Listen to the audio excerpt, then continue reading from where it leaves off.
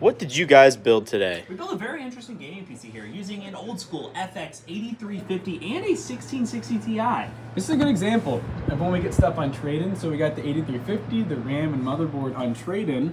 And so then we use all new parts aside from that. We have a 1660 Ti, a 512 gig SSD.